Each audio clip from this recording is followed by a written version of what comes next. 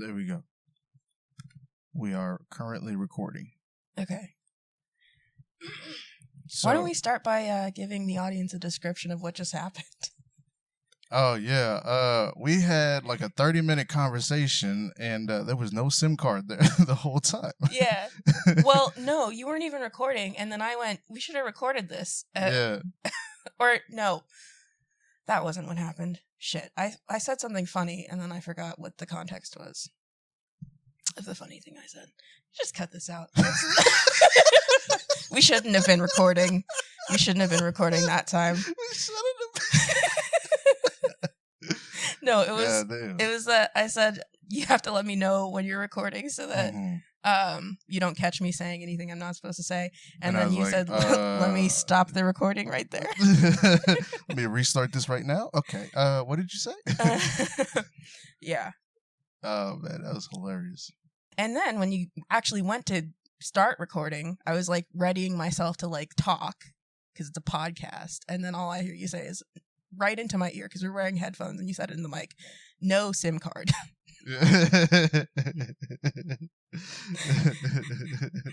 I am getting to that point now where I'm understanding myself and where I'm at and what I want to do. Mm-hmm. And just enjoying my time anywhere with anyone, you know? Because when I was younger, I wasn't like that. But now I'm just like, I just want to have a good time all the time. Yeah. You know what's funny? I am in a stage of my life where I'm not understanding myself or what I want to do. But, you know, I am also learning to, like, relax a little bit. And, like, you know, like you said, enjoy myself around, like, different people than the ones that I know, you know? People I don't know. Yeah. I mean, but I'll say, oh, there's a train. Okay. Yeah, I came across 3 on the way here. One was at a standstill. Oh my god, there's so many trains in East Downtown. The next one was incredibly long. This is just a PSA. Stop doing trains. Stop running trains, man. Yeah. We have just do Uber. Just Uber your stuff instead of using trains. Uber the hazardous chemicals.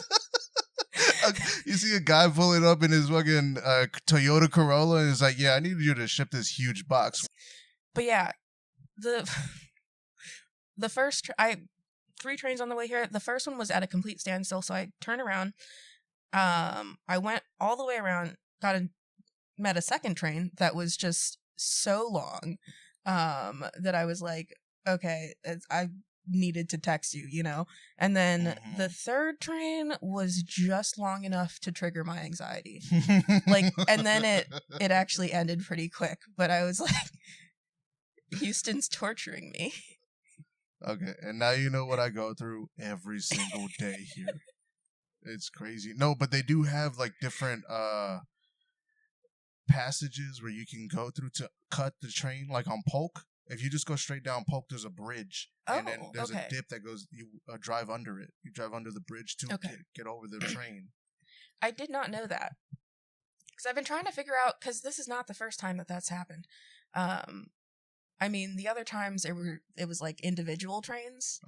So I preferred that, but yeah, I've been trying to figure out because I every time I try to go around, but I just like.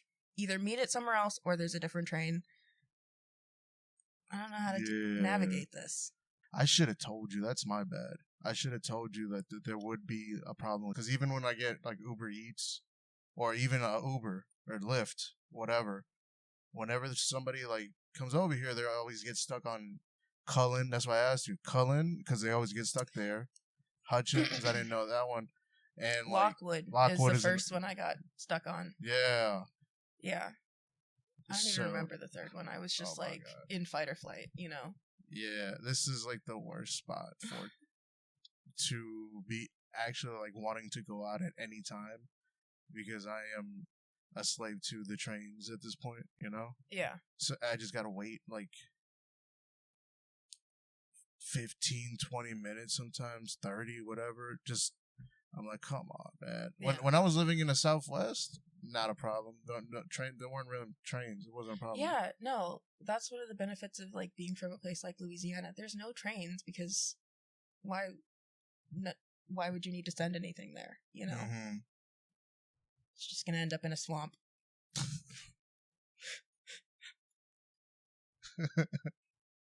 There's a train just driving into a swamp. End of the line. No, and I get that. Is that a good train impression? Yeah. Yeah. That's a sky train right there.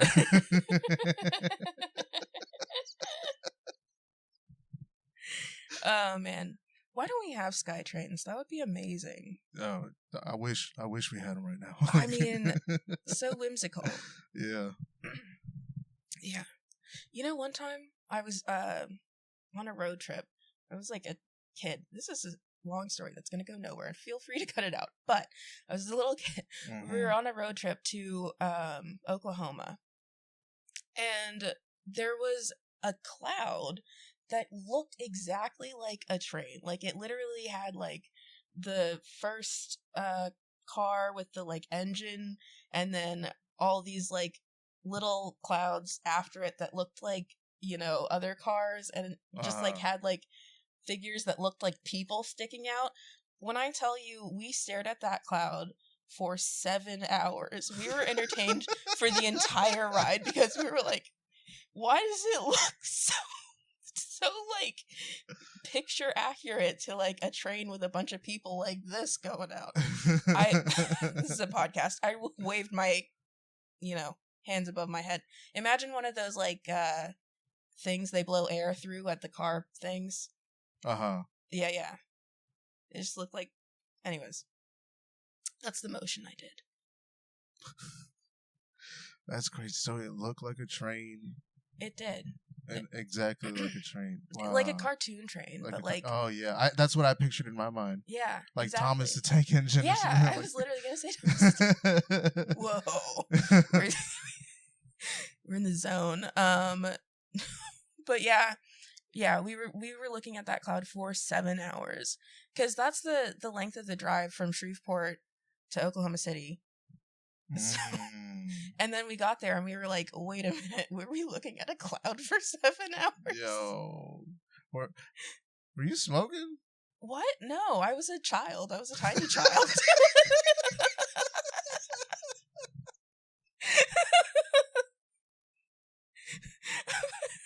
My question still stands. I was like 8.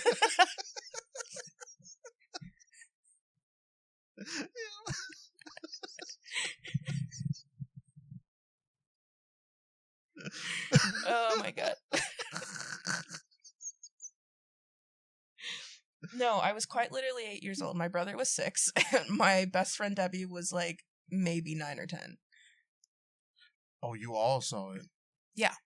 And my mom. She was driving. Wow. That's a cool experience. No, that's what I meant. All of us were entertained the entire 7-hour ride.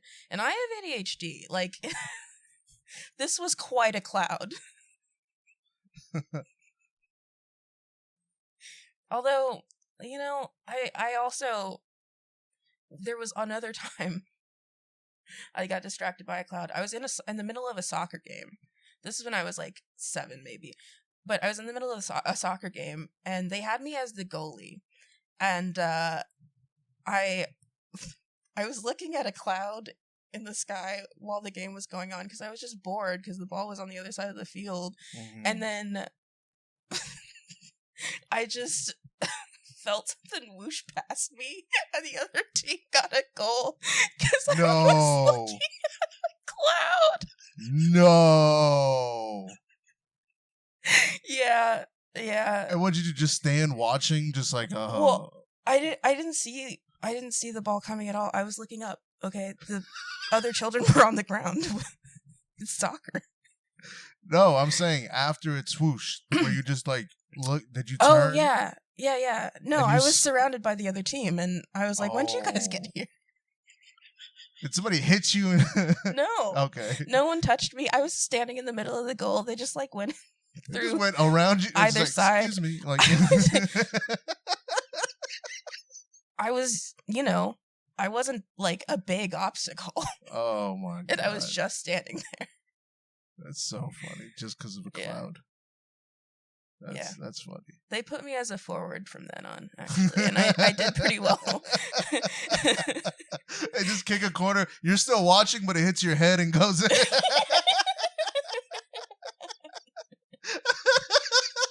That's the only way I would pay attention to the ball as center forward. You're still looking at the cloud, but you're like, oh, okay. The balls become the cloud.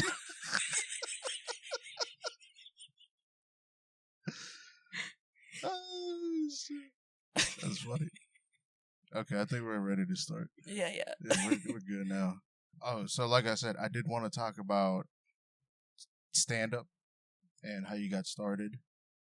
It's a very boring story. It's a very, yeah, but people, like, they don't know. Okay. I guess I do have a story about it that I can tell. Anyways. Oh, you do? Okay, yeah, cool. Yeah, okay, so, it's kind of gross. I hope that, your audience doesn't mind that. It is what it is. It's right, unprofoundly chill. It's not, I feel like by prefacing it, I made it seem worse than it is. It's... What now? It's a little gross. Now who's ever listening will be like, okay, let me listen to where that point is, okay? Wait, are we in the podcast? Not yet. Okay. Not yet. I haven't done the intro just yet. Okay. I don't know. So I blew my cloud story for nothing? No. That's kidding, okay. So what I'll do is when I edit, I'll leave some of that stuff in. The really good like points and where we talk. Yeah. Trust me. No, I was kidding. Trust me. No, the soccer, the clouds, I'm leaving that in there. Okay. That's hilarious. Especially how like we bounced off of each other. Yeah. Like that works. This part right here, this will get cut out. Just us talking, you know? Yeah. Trust me. You upload it and that's the only part that's there. Honestly, I wouldn't be mad if it was just the cloud story. No, I meant this like us discussing what we're gonna do. I cut everything else up but this. Yeah. Okay, so this is how a podcast goes. Yeah. And when are we gonna start recording? Or are we in it now? Like. Okay. No. Like. Are you doing the intro live or like? Should I be quiet for a bit? Yeah, let me get. Okay, here we go. Let's get ready.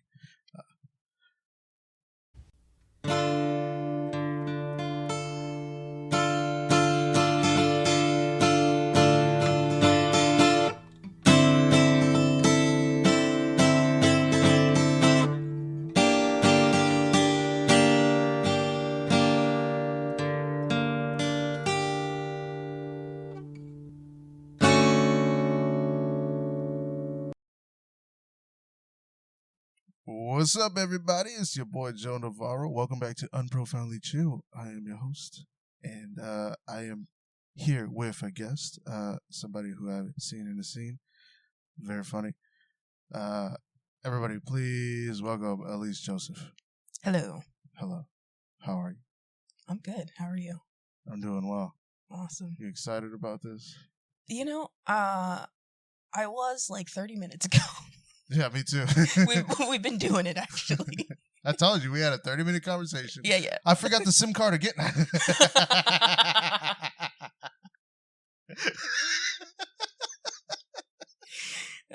No, I watched you put it in. I know, but like, yeah, it's been fun so far. Honestly. Yeah. I like just being around a person and just being able to enjoy your time with them and whatever the situation. I think it's a beautiful thing. Yeah, and I like to yap. Oh, yeah, me too. Yeah, so thank you for giving me a healthy outlet for my, insane motor mouth. You're very welcome. You're very welcome. So, at least you're a stand-up comedian. I am. How long have you been doing it? 6 years since it was 6 years in September. So 6 years in September. Okay. Yeah. How was your first time on stage? It was not bad, actually. I got really, really bored after I graduated college because I couldn't find anything to really do for about 3 months. And so I really liked comedy, and I wanted to try it because there was an open mic one time on campus, but I couldn't like work up the nerve at the time. But I was literally like so bored that I just Googled open mics near me. I did the same thing. And I found this like website. I think it was like called openmic.com. It's spelled with a K and an E, like open mic the name. Yeah. And it only recommended like one mic that was happening that night. It was a Tuesday. And it was at a kava bar in Huntington Beach. And yeah, so I went, and the guy who ran it was a comedian, but there were no other comedians performing on the mic. But yeah, I did like 8 minutes.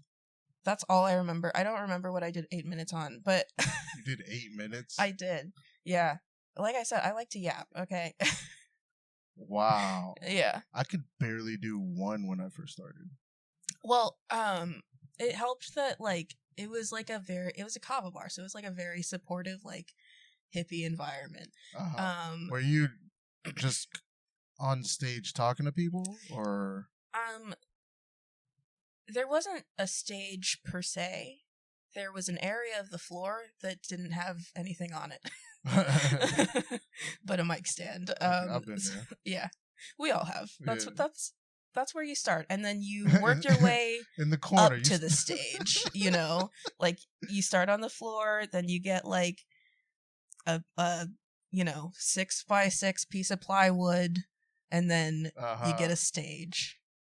I don't know if that didn't make sense. Okay, whatever. Cut that out.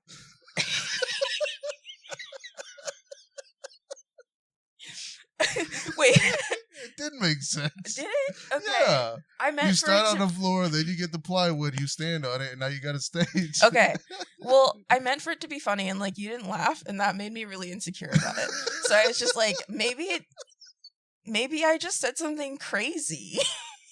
Maybe that was just so wild and crazy to say that no one knows what I'm talking about.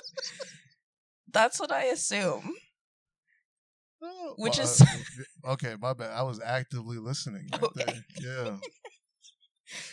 Yeah. I don't even remember what I was talking about. Where you started, you were in a kava bar. Oh yeah, it was. It was, very like hippy dippy environment, but I went back every week, and I asked my best friend to come with me, but he couldn't come with me. So, one of my classmates from college came with me, and she came with me on my first few open mics, which shout out to her. She is like a very serious journalist now. But she came with me to my first few open mics, and yeah, that was my first time. Did you do well? Yeah, I mean, it wasn't.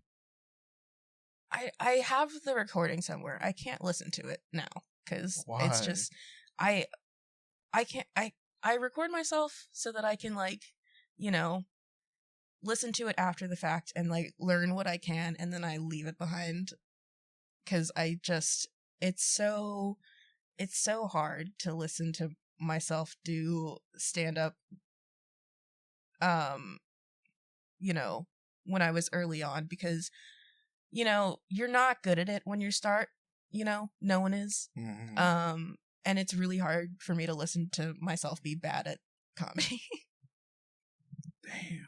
So I don't listen to the old ones anymore. But I feel that so much. I am the same way. It's just every bone in my body splits or something, when and I'm like, hello and goodbye and no thank you and minus the thank you, Yep, I feel the same way. Yeah. Why did I say my bones split? But yeah, it was, I did something about, having ants in my bedroom.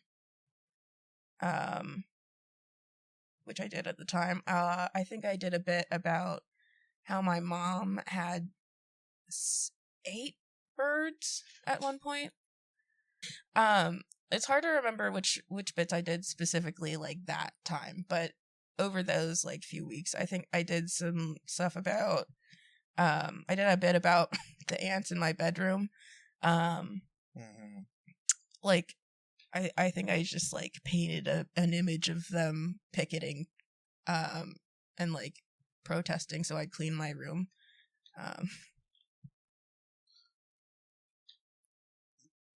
Like, do you remember the joke? No, but that was like the idea behind it. It was like the answer, like, it is filthy in here. Get your shit together.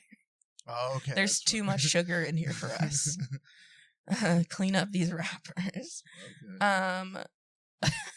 No, I didn't leave food. We just had an ant problem. But anyways, and then I did a bit about how my mom, well, okay, when I first started doing stand up, it was a bit about how my mom had 6 birds, but I did edit it over time because she did acquire 2 more birds at a certain point.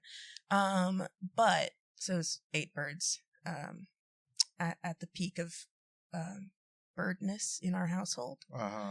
How did it feel living with 8 birds in your house? My God, it was, parakeets and cockatiels are quiet at night because they go to sleep when it's dark, but during the daytime they just scream all day. Really? Yeah, that's crazy. Constantly at random times as well. So it's like being tortured, like that's a method of torture, just like random screeching at random points in the day, you know. That's an exaggeration, but they are really annoying. There were some number of chickens. Okay, so what kept happening with the chickens? What happened with the chickens? Is when they were little baby chicks. My mom got 2 originally. We named them Lemon and Ginger because one was yellow and one was like reddish. So Lemon got picked up by something in the night and oh no, carried away. And then a lemon thief. Yeah, and a chicken thief to boot. But I don't know why they didn't want Ginger. Personally, I love Ginger. No, she was cool. But I also like Ginger. I like the spice as well.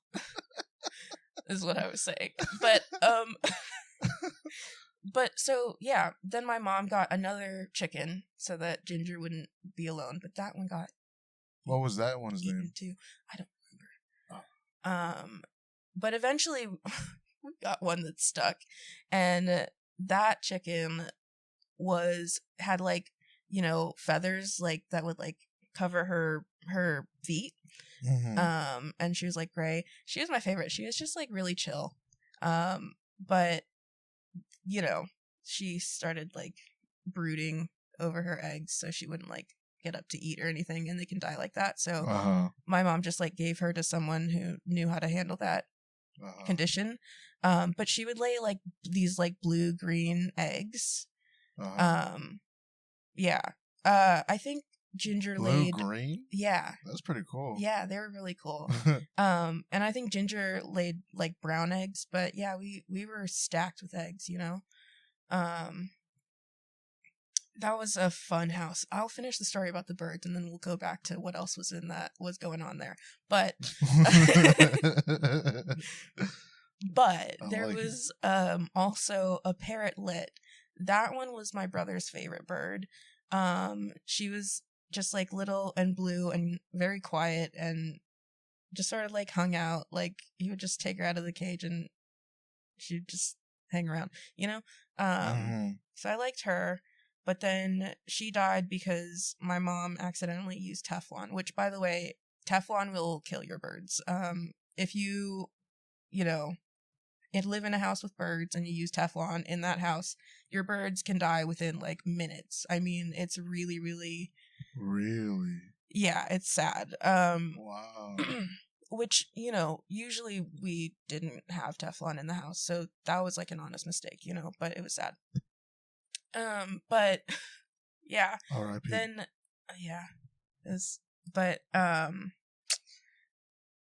that, and then parakeets. She always had one or two parakeets for some reason, like, around. Yeah, so those are the birds. And then that was quite a detour. The other bit that I did when I first started, and this is the one that I actually kept for a long time. I don't do it anymore, but it was I man, I can't remember how it starts, but it was about the word chestnut. Which I said we should start pronouncing the T, because then you get chestnuts, and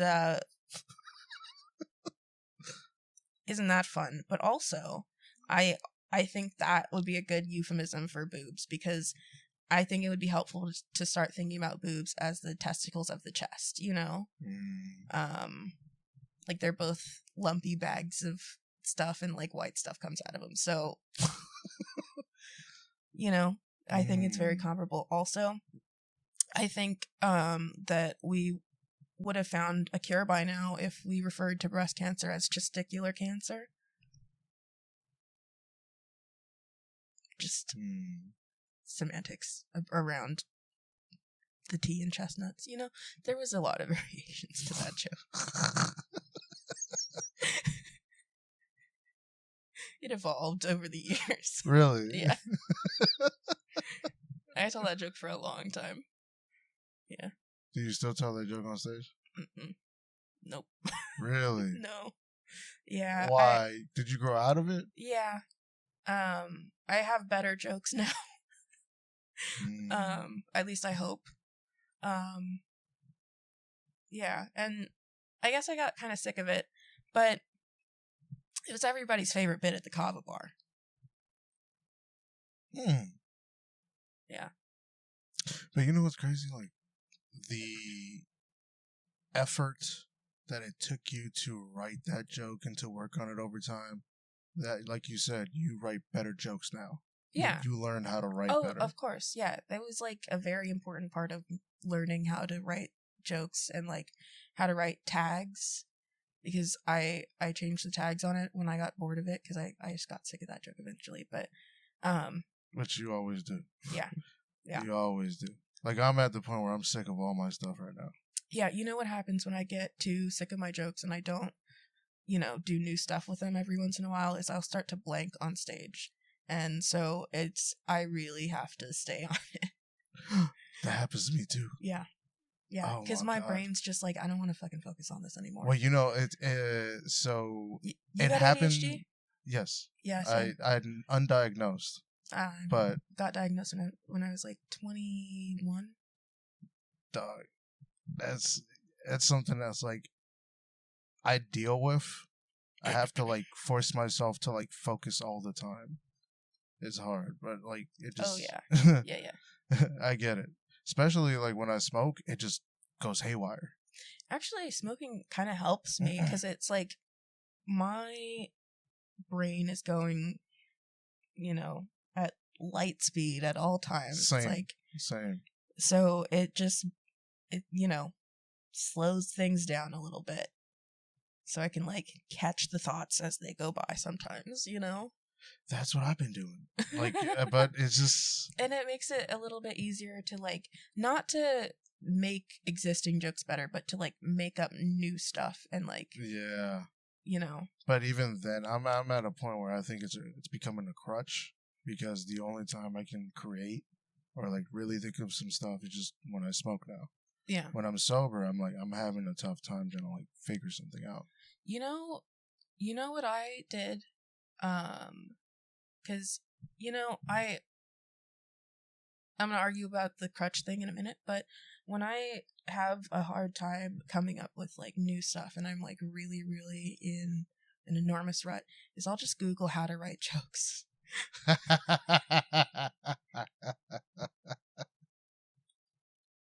But it helps, you know. No, I feel that. I think I might do that. I might, after this, I'm gonna Google how to write jokes. And you'll come up with some stuff that's like formulaic and corny and not that good, but you'll get something out of it. It'll get something going in your brain. Something will like knock around in there, and it helps a lot. I completely agree. Like, that's how I first realized how to write. I was like looking up like different videos online.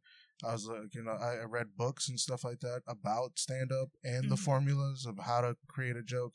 And I did write some hacky shit at first, but then I learned the structure of how to write a joke, and I got better at just being myself. Yeah. And talking about myself on stage. Yeah. But then, like, I'm at a point where, like, it's just the stuff I talk about is just too much, you know? What do you mean? I don't think I've seen you on stage in a minute. Well, I have this joke about me going down on a chick and then smiling because of it. I have heard that joke. Yeah, I am beginning to hate it now because it's at a point where, like, it used to bomb all the time. Then I got to a point where it was like hidden really hard. And then now it's 50-50. But if I bomb, I feel horrible because it's one of those like personal stories. It's like really like I felt kind of sensitive about because I didn't even want to tell it on stage at first. Yeah. And then now, like, if I bomb, I'm just like, damn, I just embarrassed myself in front of all these people. Like, yeah, this sucks. But I can't stop telling it. I certainly have jokes like that. And, I did eventually, like, because my joke that's kind of like that it's not, like, gross. It's just upsetting. It's, like, really, really dark and sad at the core of it. But the punchline is very funny, I think. I think it's one of the best jokes I've ever written. But it understandably makes people upset sometimes, so I have to be careful. I don't know, because I have to be careful about what audience I tell it in front of. Really?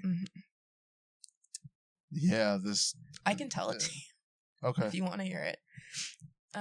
It's well, you don't have to. Like, you don't have to tell it if you don't want to. I love this joke. I always want to tell it. Okay.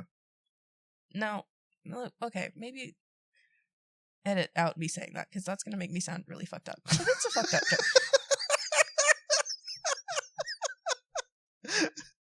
No, that's gonna be the intro. I love saying this joke.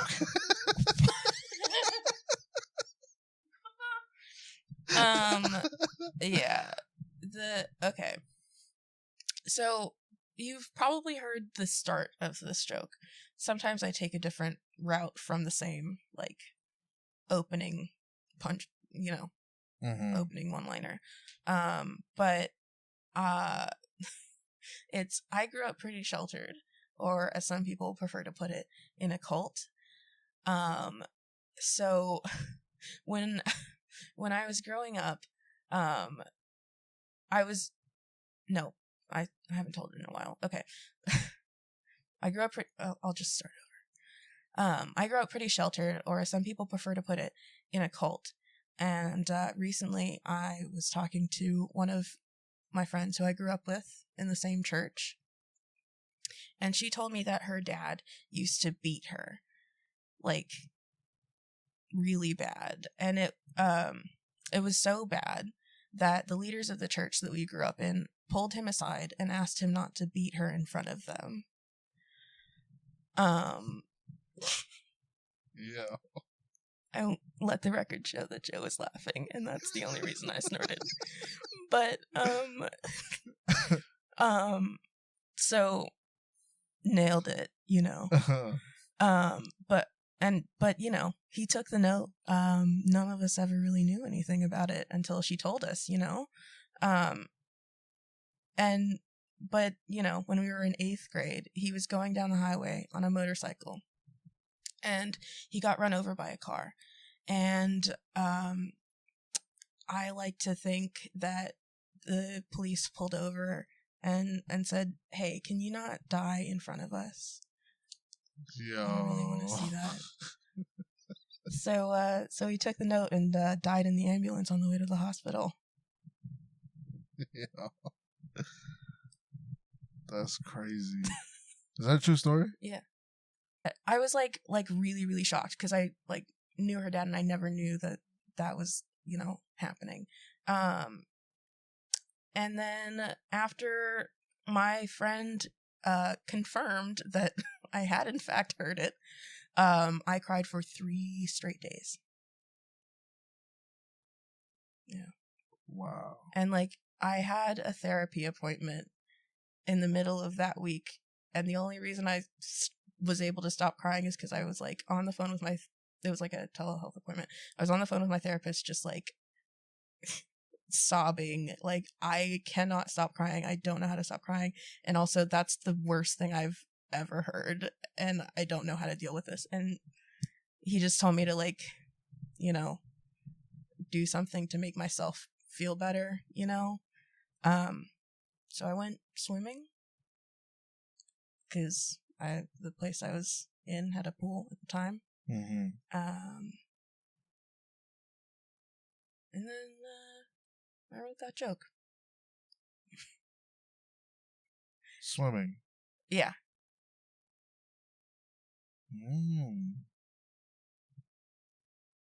That's crazy. It's a little wild. Yeah, but like, so he got hit by a car and died. Oh yeah, fully like run over on his motorcycle, and the car just drove off. It was a hit and run. No, we don't know who it was. Yeah, I get really nervous about like stuff slipping out that, I don't know, is a little too detailed because it gets, to quote Kiki Palmer, it can get a little political and it gets a little bit spooky-ooky. So.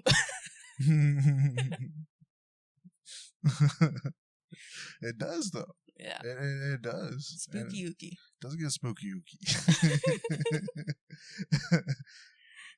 I was gonna ask, the cult. Yeah. Everybody wants to hear about that. No, it's understandable.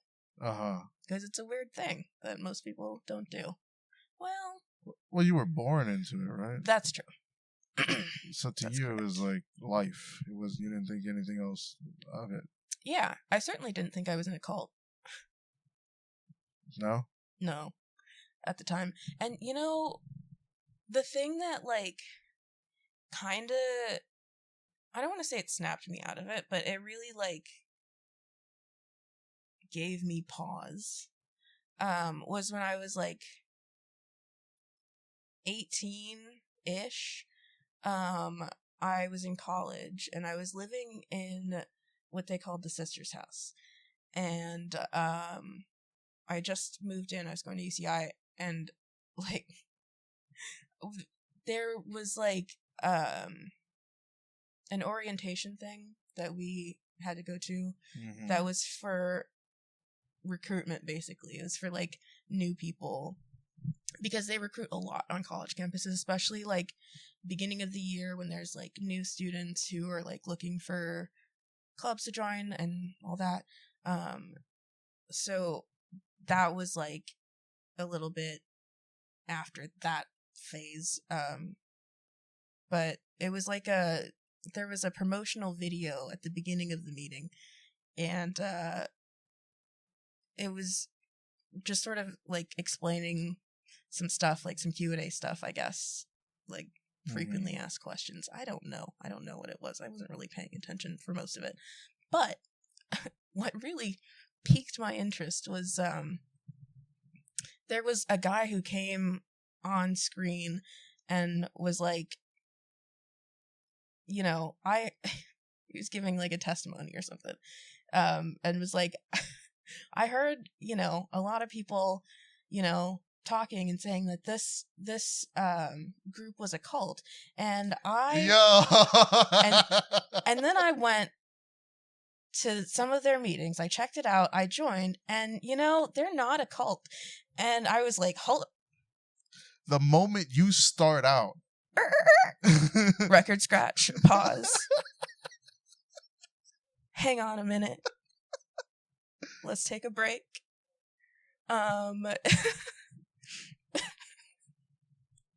Yeah, that, because I was like, now that's odd.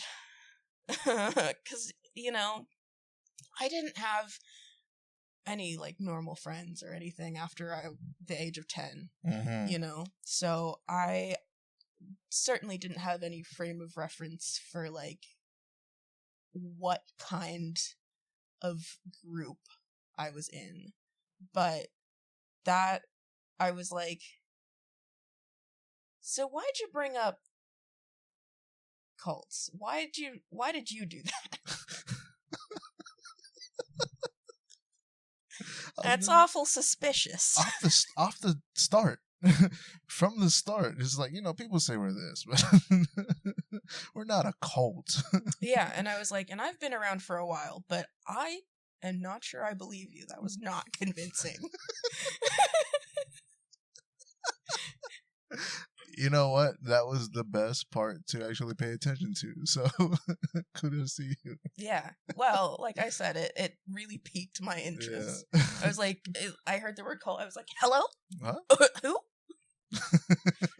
The audience is not going to get that whole, like, cartoonish head turn I just did. It was a lot.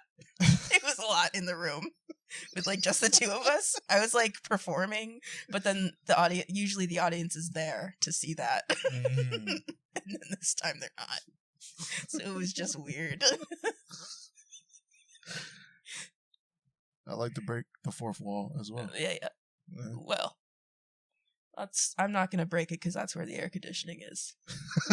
But that's a third wall, it's right in the there. window over there. What? I was going 1, 2, 3. Okay, that's funny.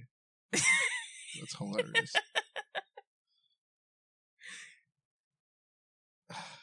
You're very quick. Thank you. Very quick. So, yeah, after you saw that, the guy saying that, like, what happened? Well, nothing for another 2 years, maybe. I mean, I kept living in the sister's house, and that was one of the most stressful experiences of my entire life.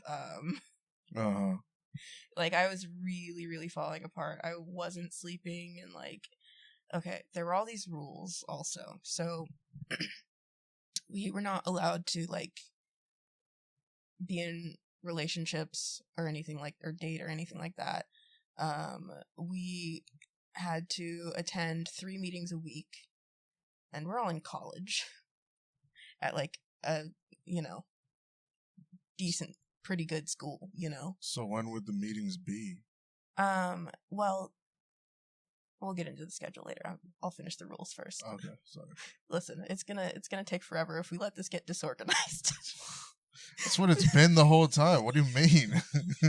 Okay, well, I mean specifically the explanation of, like, the structure of the cult, because it's just okay. There's a lot. It gets jumbled. Let me go back to actively listening then. Okay. So, and then also we had to be home. There was a curfew. I think it was like 11 p.m. And, like, so we had to, like, sign a contract / lease agreement to stay there with all that stuff on it. There was more rules, obviously, but, like, one of the other rules was, I think, like, 3 times a week we had to wake up and early and do morning revival. So, but we had to do it, like, all together, the whole house. So, that was, like, 3 times a week where, like, regardless of whether I got any sleep or not, someone was coming in and waking me up,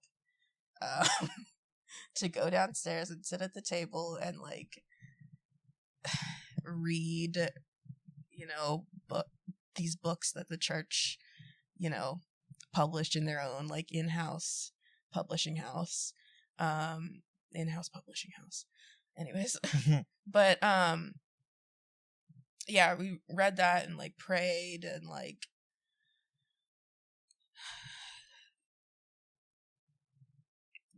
I'm gonna move on because it was like, let me not explain that because it's gonna be exhausting. But no, go ahead. No, for me. Okay. Is this like talking about this making you feel? No, I'm just like, I got ahead of it, you know. But anyways, so they would wake me up 3 times a week for that. Which my first year, they were not like, they would come in and wake me up if I was like too tired or whatever, you know, they would leave me alone. But my second year, there's this one girl in the house who she had like just joined like a year or two before. Like she joined, they got her on campus, you know. Mm-hmm. That was what the informational video was for. That's who the informational video was for, is like, but yeah, I don't know. She was just like very into the rules, you know? So she would like really enforce the morning revival thing, so they like would not let me sleep in the second year. And it really like fucked with me, you know. I was not getting a lot of sleep. And then, you know, or there were so many other rules. And then so one of the rules, we weren't allowed to watch like movies and TV. Like that was one of the rules. I did anyway, because I was like, literally fuck you. Like, what am I supposed to do all day? Mm-hmm. I wasn't doing my homework. But no. That was sort of a joke. But yeah. I forgot where I was going with this. But yeah, the rules, all the rules and stuff. No, before that. Why was I explaining the rules? Because it was a cult, like. Oh yeah, the sister's house. No, I don't remember why I was explaining the sister's house. Because I just asked you, like, you were talking about how there was a video of this guy talking about, like, you know, we're not a cult. Were you asking how I like got out, or? I was asking how you were in it. I was gonna ask that afterwards, though. Oh, well, this is kind of how I was, you know, got out of it, because that's really the first thing that I was like. When you realize, like, hey, this isn't for me. Well, no, not even that. It was the first time it set off an alarm that I couldn't like ignore. Mm-hmm. If that makes sense. But then on top of that, I was living in this like crazy situation with all these rules and like people bugging me all the time and like waking me up and like, you know, I was already like incredibly stressed out. I've had anxiety my entire life. So, you know, that is like an undercurrent to the whole thing. And then also I majored in chemical engineering. So, you know, I was not doing well at that because I couldn't focus. And yeah, I almost flunked out of school. I certainly got kicked out of the engineering program. But there was, the director of the engineering program actually, like really helped me out. She like helped me find a new major and like not get kicked out of school. But, yeah, it just led to like a complete like breakdown. Like I don't know. I was just like, I can't fucking do this anymore, you know? Yeah. I've been there. Yeah. So like, you realized like, hey, you were done. Yeah. Yeah. And like, this is happening against like a whole backdrop of like, I grew up in this thing and like it's all I know, and beyond that, what they have taught me is that, you know, living their way is the only right way to live, and if you don't, live that way, then that's like basically the same as death, you know? So it's just like a really bad combination of things. And like, but how were you feeling at that moment? oh man, that was, I think, the first time I was ever like truly suicidal. Like, I was like, I'm ready to go. You know? But I also was like, well, there's one thing I haven't tried yet. And that's living a normal fucking life. So I just did that instead. But how'd you leave? Were you just like, were you able to just walk out the door and just be like, I'm gone, deuces? I mean, pretty much.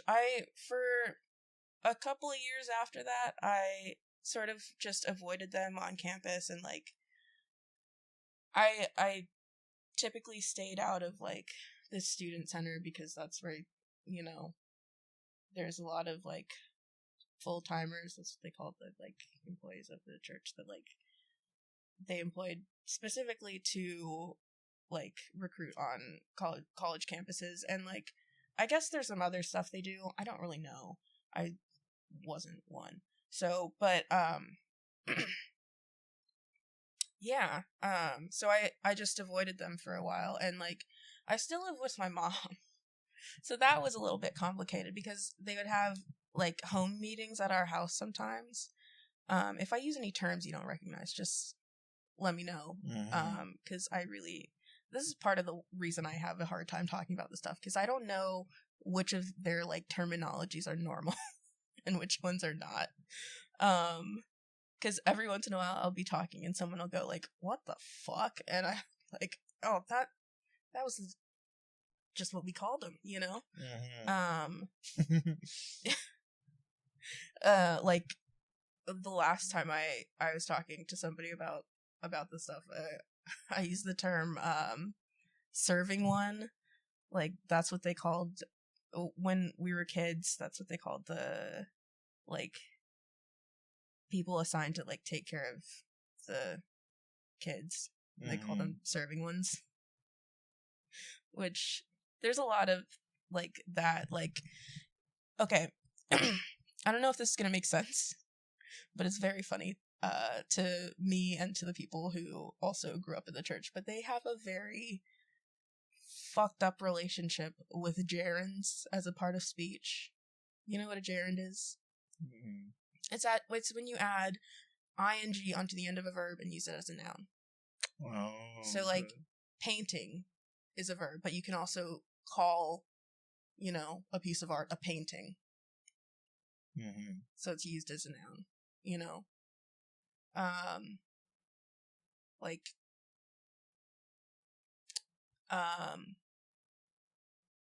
building is another one. Kind of. Building's its own word, but that's basically what a gerund is. Anyways, so they did that a lot, where they would like put, or you can also use it as an adjective, but like, that's what they're doing with like serving one, and like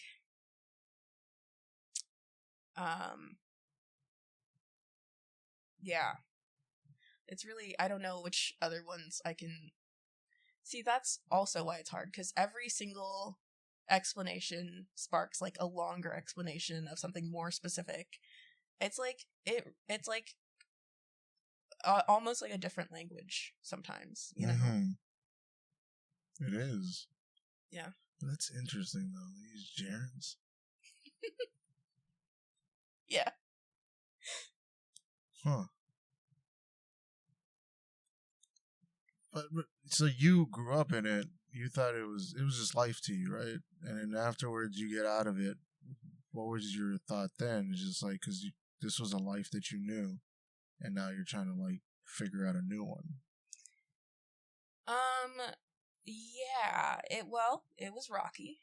The good thing was I was in the middle of college, so I was able to. I took a quarter off and, you know, stopped going to school for a little bit, and I moved back in with my mom. I moved out of the sister's house.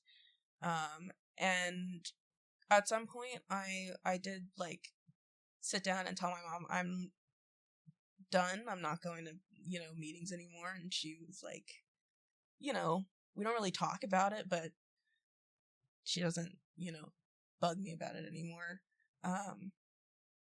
Yeah. But being in college, you know, for 2 years after that, after like my full scale meltdown, Mm-hmm. I you know, I was able to like make new friends fairly easily and redirect my energy into my new major, which was literary journalism / African American studies. I was double major. But I really Nice. thank you. But I really loved that, and I, you know, wrote for the school newspaper. I was an editor. Yeah, and I started making really good grades, and it was actually there were rough patches, but it was a generally like pretty sweet period in my life. Yeah, because you're like coming into your own, you're understanding yourself, but you also have this freedom that you've never had before. Yeah, and I was still living with my mom, so I wasn't like, you know, I was still around all that stuff, but I, like you said, yeah, just like a little bit looser of a leash, I guess. Mm-hmm.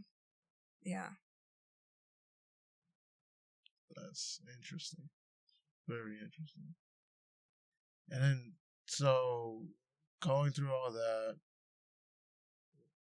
why stand up though? How'd you get in? Like, so you did your first time when you talked about earlier, and then afterwards, did you just get the bug? Where you're just like, oh, I just want to go out every night. This is my new thing. Yeah. Yeah. Like I started doing one a week, and then eventually I actually like met some of the other comedians. Oh, this is the story I was gonna tell that I talked about earlier. But like, oh, we're at that point now. We're at that point. We've reached the spot. Because the stories have been really good so far. Well, thank you. Yeah. So that was when I told you that, you know, my friend was going with me my first few mics. So, you know, the first several weeks that I did comedy, I always had someone with me, so who I knew. So I was a little bit like less nervous, I guess. Because like I said, anxiety is like a defining characteristic for me. I'm famous for my anxiety. But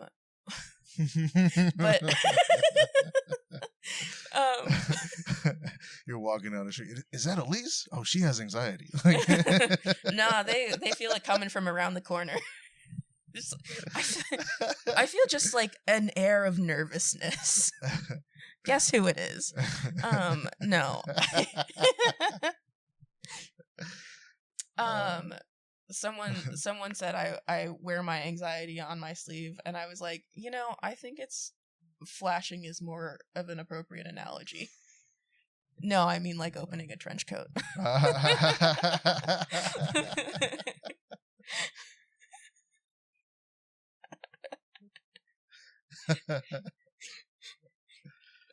Okay. Yeah, I mean, I have anxiety too. Like, I've dealt with it most of my life. Yeah. I've even talked about it on this podcast. I'm kind of like at the point now where I'm over talking about it, but I haven't talked about it in a minute. So it's just this feeling of just like, oh my God, like, what's going to happen? Like, is it going to work out? Like, you're just always thinking all the time. It's just like, sometimes you get stuck on this idea, and it's just like, there have been moments where I've been stuck on a bad feeling, right? And I'm like, something bad's gonna happen, and then when it does happen, I'm like, you see, like it's I get stuck on these things, you know. Yeah. And I'm trying to force myself not to think like that. Trying to just like nowadays, what I've been trying to do is just trying to stay busy doing something, so that way my mind doesn't have time to really wander, and just because once I start like having some alone time, then I start like my mind just goes off, anxiety starts happening. I'm just like, is it ever gonna work out? It's just like it starts happening, and I'm just like, okay, let me just go back to being busy, so that way it doesn't hit me. Yeah, I'm kind of the opposite. I have a lot of like specific. I have general anxiety, but a lot of the time, what I have trouble with, is like social anxiety. Because I try not to stay in the house for too long because I do get the same thing of like, my mind starts going and I just like get stuck in a whole thing and it's like not good for me. But I also have like really, really bad social anxiety. So it's like I'll be out and just like wringing my hands, because I'm around too many people. But it's also like it just kind of comes with the territory for me because I don't want to be alone in the house all the time. So what I was getting at was it sometimes for me, I feel like I have to address it, otherwise people are just gonna be like concerned. Oh, address your anxiety, yeah. Address your anxiety. Mm-hmm. Okay. Like for the room, Really? That's what I feel like I have to do. I don't know. You don't have to. Okay. Cool. No, you don't have to. But that's the kind of anxiety I have, though, is like... You gotta let people know. Yeah. Well, I just, like, I feel like I am doing something wrong all the time. Interesting. My anxiety is more like I can't do anything right. Like I'm doing all of these things, but I'm having trouble trying to balance it all. Yeah. Yeah. That's interesting. Yeah. Yeah. What's fun is I went back because I don't remember a lot of the stuff they specifically said. Because there's so much of it, and it's just all boring and hard to follow, and just really like convoluted for no reason. But I went back and I looked at like because for all the conferences that we did, they would hand out outlines. So I went back and looked at some of the outlines, and like some of the like worst persistent like thoughts that I have, I was like reading the outlines and I was like, there it is verbatim. It was a crazy realization for me. Sometimes I like highlighted it way back when, and I'm like, damn, it was there the whole time. Yeah. Also, it's like some of the stuff is like, why would you teach that to children? It wasn't just me, it was like all my peers, and this is from like the time we were in like 7th grade, 6th grade. I think now you kind of understand it more. Oh, for sure. Well, I didn't understand it before, like at all. So, it's a low bar. No, that got you to thinking. That moment just got you to thinking why and how it all happened. I'm pretty sure you've been through so many, like you've thought of this a lot, and you've like put pieces together. Yeah. All throughout your years, yeah. Yeah, and it's sometimes I have to like, for a period just like not do that and just live my life, because sometimes it's like those kinds of realizations will like ruin my day. Mm-hmm. Okay, so I have the same thing too. I went through some really like traumatic stuff when I was younger, and throughout my life, moments just pop into my mind, and it just ruins my day. Mm-hmm. Yeah, and I just hate it. How these thoughts just pop over, and I'm just, damn, I don't want to think about that right now. Yeah. I think I have gotten a bit better at like dealing with that, but yeah. Yeah, at first it was really, really like really tough. Yeah. Yeah, I feel that. Also, that feeling of like being lied to by the people closest to you. Yeah, and like a lot. Yeah, and you're just questioning like, what is life? Yeah, and you know, what is it? How much of this was on purpose? You know. That's tough to think about though. They say that we're like 1 out of 1,000,000 that end up becoming born, but we didn't choose. We didn't know what was going to happen afterwards. Yeah. And there's so many other people that have had it worse than us and are going. Imagine if sperm knew what was coming. They'd be the first one to make it away from the egg. Yeah, I'm good here. Also, sperm knew what was coming. Okay. Yes. It had to be acknowledged. Yes. But what were we doing? Before my sperm tangent. Well, I brought some brevity to the situation. Some levity, not brevity. Oh, yeah. Okay. Yeah.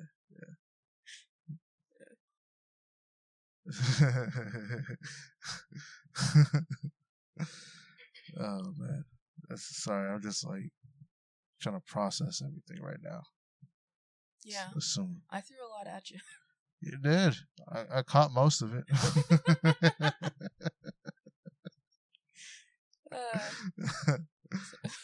Yeah, man. Damn. So what about you? What happened to you? Why are you like this? Oh, if you want to know what happened to me, you can listen to the other episodes. I was kidding. I was kidding. No, I was like my first episode. I don't know why I did this, but I just started like airing out all my dirty laundry, little secrets and stuff like that, and it's my most listened to episode. Yeah, well. It's my most listened to. It's we were talking about that downstairs. That's the shit people want to hear about. Yeah, it's crazy. It's just like, but over the years, I have kind of pulled back on it because I don't want to let people know too much about me. Yeah. I still want to keep some anonymity. Mm-hmm. You know, because like it's gonna be tough if in this business we're trying to get to a certain point. You know, the top of our industry, right? And when we get to that point, there's going to be a lot of eyes on us forever. And that's never going to go away. I'm trying to cherish my time now. If it does happen, you know, I'm not saying it is going to, but if it does happen, I like to cherish my quiet time and my silence. And when I walk outside or when I'm whatever, nobody knows me. Yeah. That's a good feeling. Well, I'm not really trying to reach that point. I have no interest in being famous. I want to keep doing stand-up because I love doing stand-up, but mostly I want to write, you know? That's just like that's what I do. I like that. Well, let me ask you this. So, where did you start doing stand-up? In California, Orange County. California. So that first time, that was in California? Mm-hmm. Okay, and then where did you move to after that? Well, I was there for a while, and then in 2023. But what year did you start? I moved 2018. 2018. Okay. Yeah. And then in 2020, I think it was 2022, I moved to Shreveport, and then 2023 I moved here. Stand up in California. Oh, I went way back. So doing stand up in California, how was that for you? Like, was that a good place for you to grow? Yeah. On stage? Yeah. And develop? It's a really good place to grow on stage. You know? I did leave. It's very expensive to live there. Mm-hmm. But how was the community? I think everyone's really nice. Supportive. Nice. Okay.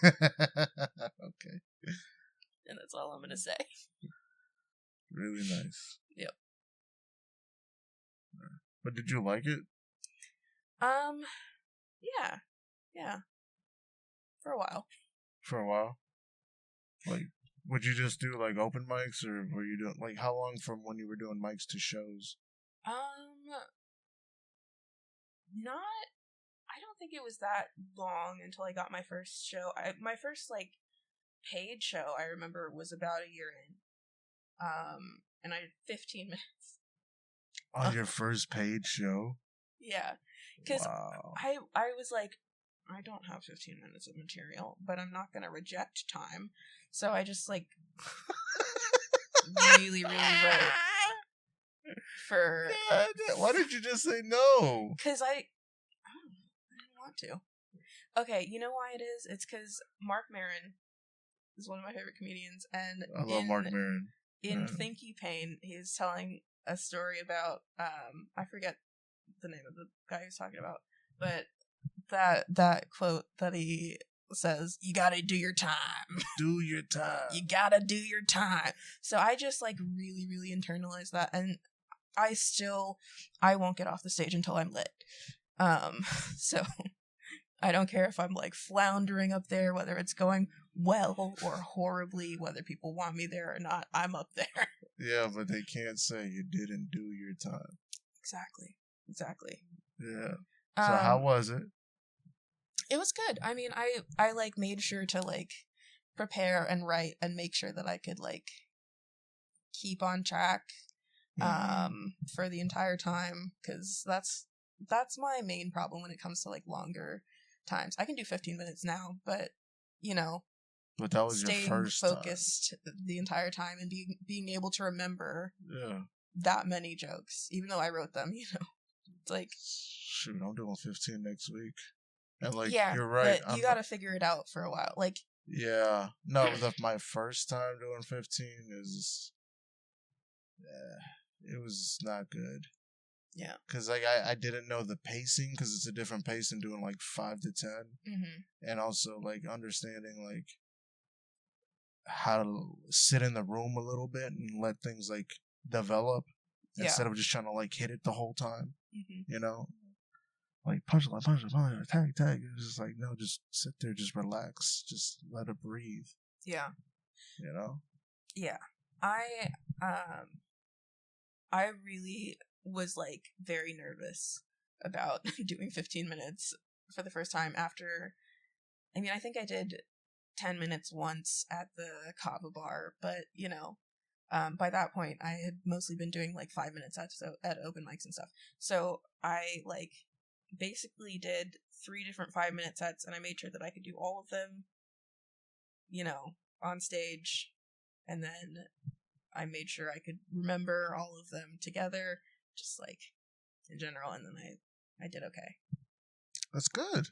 Yeah. That's good. It's also very, like, intelligent of you to understand how to do it. Just 3 different 5-minute sets. Just put them all together and make sure that you knew everything. Yeah. That was awesome. And I'm glad it went well. Thank you. I think I started probably a little bit older than some people start. Like, some people start when they're, like, teenagers. I was 23 and I had just finished college, so I knew how to, like, you know, put an essay together, for instance. So it's kind of, you know, I kind of just use those skills. Yeah. Interesting. Is that how you write? You just write, like, paragraphs? It depends on what I'm writing, I think. But sometimes, yeah, like, when I was doing, you know, writing for my major, literary journalism, sometimes that I had to, just because, like, it's kind of stressful sometimes, because you gotta, like, work out the schedule of like your subject. Usually it's about people. So you have to like figure out a time when you can interview them or observe them doing whatever they do, and then you have to, based on that, it's not like news journalism in that it's a little bit more for like entertainment purposes, you know? It's supposed to be interesting to read. So you need a lot of details and stuff like that, but it is still journalism. So you need like true details. So it's like you kind of have to piece together with what you got when you can, and then, you know, make sure to polish the final result. So that's, yeah. Okay. Yeah.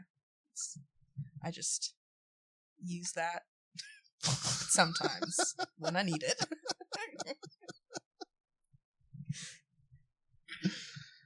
That's good. So, whenever you move from California to Houston, well, to Shreveport. California, Shreveport, then to Houston. Yeah, well, spring, but yeah. So, what were some differences you saw from those places? All three of those places.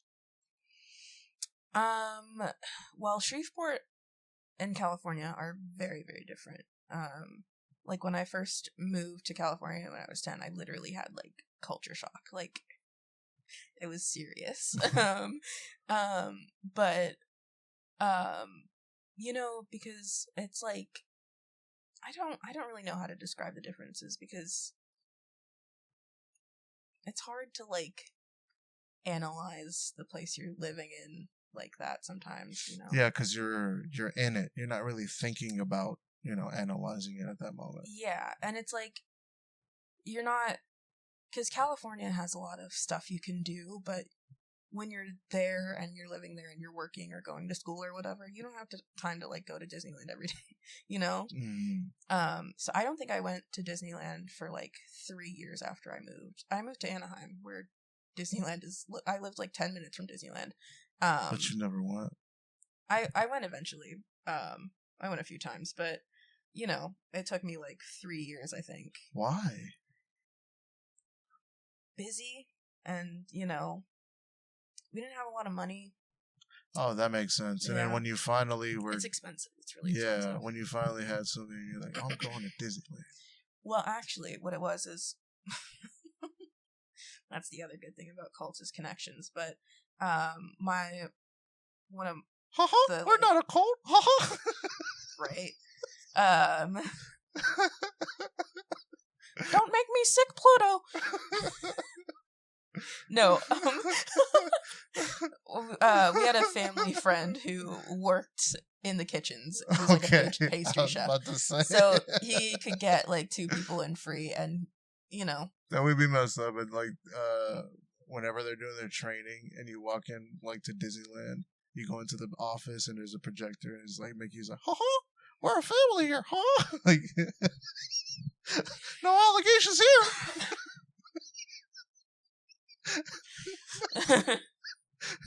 I wish I could do a Donald impression, but I can't. No. Of course. We're not a cult.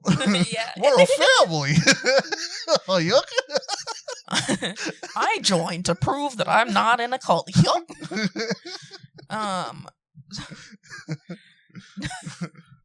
My God, what was I talking about?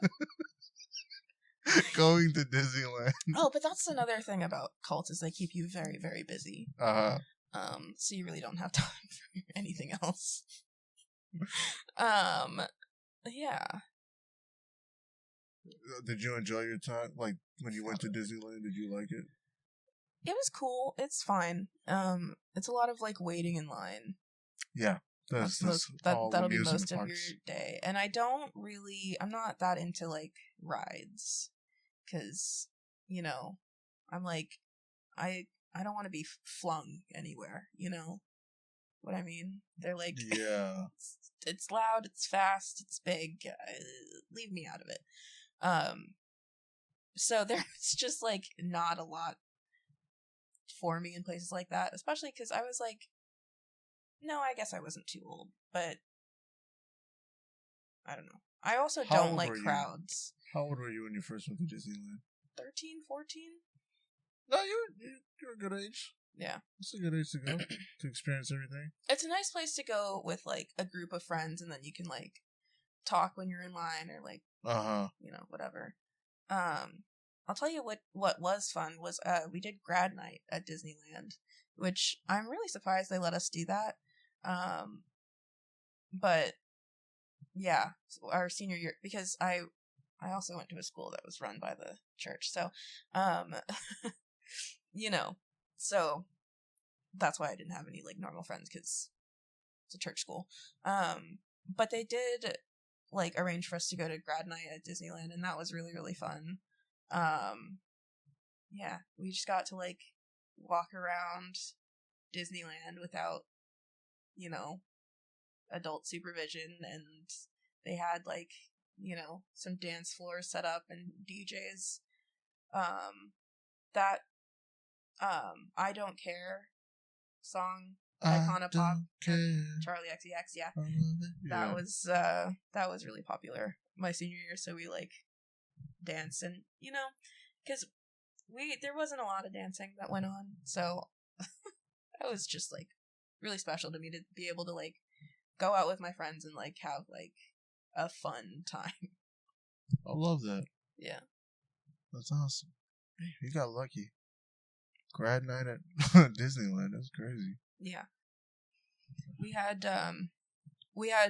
like hoodies made, and the design was supposed to say, because we graduated in 2013, it was supposed to say only the best survive, with like 13 for the capital B, and then it was supposed to say Beast Mode 13 on the back. The boys in the class wanted that there, and Beast Mode. There were not that many girls, and we got outvoted. But damn, it was 2013. But they misprinted the first version, and it said only the best seniors, and then the back said best mode. I still have that one. You got the best mode? Yeah. Not the beast mode. Best mode. I wore that one to grad night. Oh man, that's funny.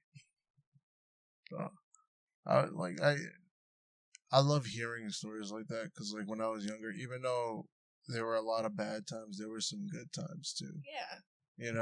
Yeah. And I do like reminiscing about the good times. It's just like, man, you want to hear something funny? So I was thinking about this the other day. So I was driving down the street in my old neighborhood in the Southwest, and then my friend is like driving next to me. He just pops up. I didn't know he was following, like he was near me or anything. He just pops up, right? And then he has my other friend in the car. And then the dude driving, that friend, he has like tortillas that he's eating. And he's like, and I'm like, what? And so I pulled down my window, right? And it's like, and he like throws it, and it hits the front of my windshield, and I'm just like, ah, shit. And I just get a tortilla drive-by right now, like. And I don't know why. I wish I had some tortillas. I could just like start throwing them at him for some reason. I don't know why. Yeah.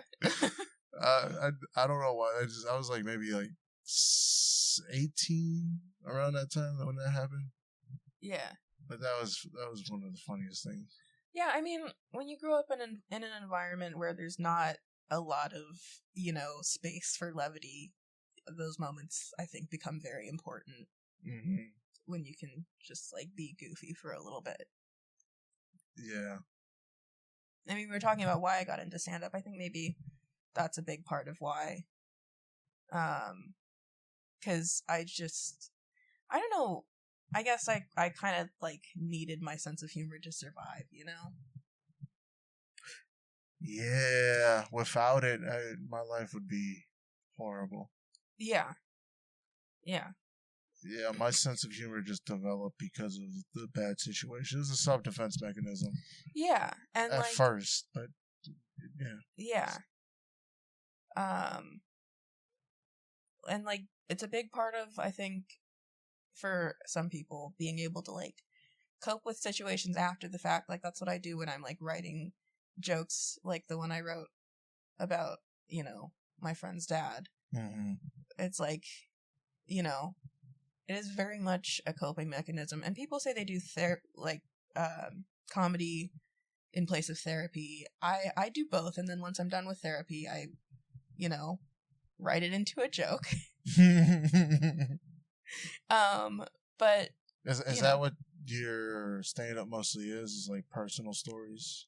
A lot of it is personal stories. There's some like silly one-liners and stuff. I have a whole bit about like driving, which is still in the category of personal stories. I just hate driving, but there's like a couple stories about like car accidents and stuff that get rotated in and out. Yeah. So it's like they're not all like horrific tragedies is what I'm getting at, but yeah, they're pretty much all personal stories. Okay. Before you go, I need to ask about you coming to Houston and like your experience, like from when you like first got here to now. Like, how do you feel about the scene and, you know, just comedy here in general? You know, I really like it here. I think there's definitely a lot of very talented people. And I think there's less of that, like, niceness factor, which I had to adjust to, for sure. But once I kind of got used to, interacting with people here, because it is a little bit different than the way, you know, people approach other people in California. Like I said, they're very nice a lot of the time. Well, can you give me an example?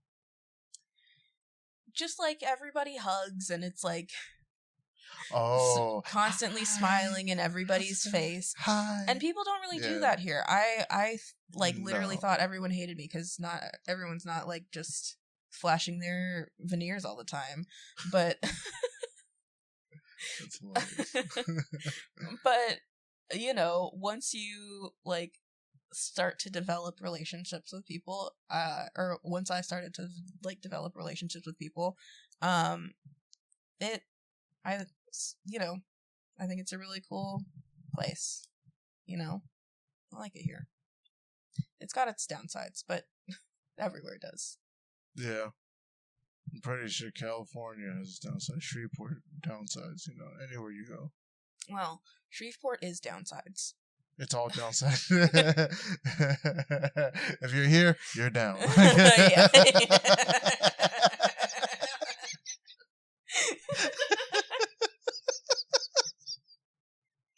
should be the motto. Should put that on the welcome sign.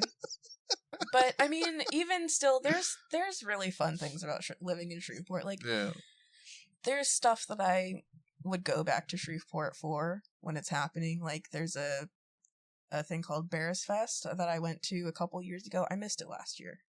Or this year I wanted to go, but there was a stage on the inside with musicians playing. There was a stage on the outside with like a DJ, and then there were like 3 DJs doing a silent disco, and you could change the channel on the headphones and choose which disco you wanted. It was like color coded, and those. It was like so fun. But you know, I think that's what I'm getting at is like even Shreveport has its moments, you know. Mm-hmm. And I really love that. It's called Bears Fest. But I really love Bears Fest because it's like it's the kind of thing I've never seen anywhere else. Like somebody thinking to put, you know, how many musicians is that? 5 musicians all going at once, like all night. You know, and like one of them was a jazz band on the inside, like, you know, that's dope. And there's like, once you know the cool places to like hang out, and where to go, it can be really, really fun to like go out and, just hang. That's what's up. Yeah. You know what? I hope to visit Shreveport one day. I really do. Take your time.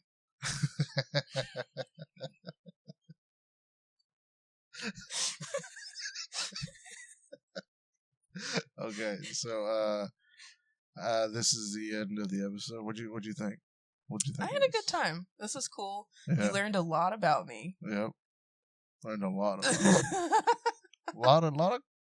a lot of stories. I delivered a lot of information. Yeah. I will be quizzing you next time, so I hope you were paying attention. I should put like a poll after this. Like, what do you remember from the episode?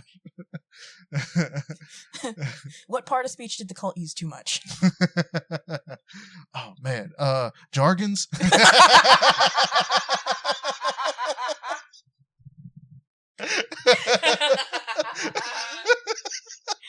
I think that's a perfect ending.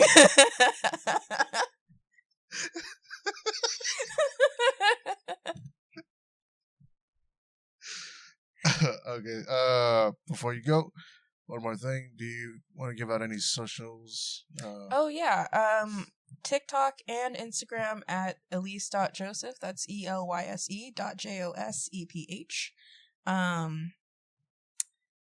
Just those two. Venmo at screen_gnome. That's with a G as in garden gnome. My Zelle is no personal contact information. Here's my phone number and my home address. All right. Yeah. And you know where to catch me. I'm at the Jocosity on everything. TheJoeCosity. Come to a show. I got my link tree on my IG. Follow that. I got all the shows posted there. And hopefully we can do more episodes in the future. Also, let me know if I should do a Patreon or not. I'm down to do more content. I just need money to do all this stuff. I want to do more videos, but I do need the time. I do need the money. Let me know, if you will. My Cash App, the Cash App is the Jocosity as well. No, but I appreciate you, Elyse, for being on. Thank you for having me. Yeah, this was very fun, very interesting. Can't wait to do it again. Oh yeah. All right, see you next time. See ya.